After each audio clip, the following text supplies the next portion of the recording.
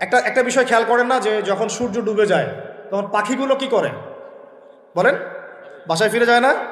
মানে দিন শেষ, সূর্য ডুবে গেছে, এখন বাসায় ফিরতে হবে, তাই না?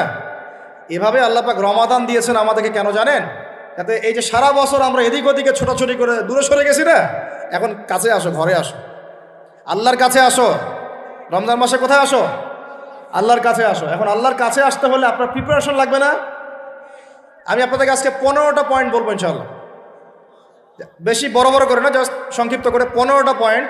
এই পয়েন্টগুলো আমাদেরকে রমাজানের আগেই নিজের মাথায় ঢুকাইতে হবে, পাক্কা নিয়াত করতে হবে। আল্লাহ পাক যেন আমাকেও তৌফিক দেন, আপনাদের সবাইকে তৌফিক দান করেন।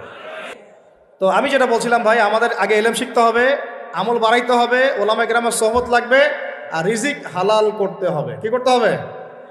কোনো অবস্থায় সুদ ঘুষ হারাম দুর্নীতির সামনেও যাবেন, যদি যান আপনি পরকালে পস্তাবেন। আর কিচ্ছু বলার নেই আমার।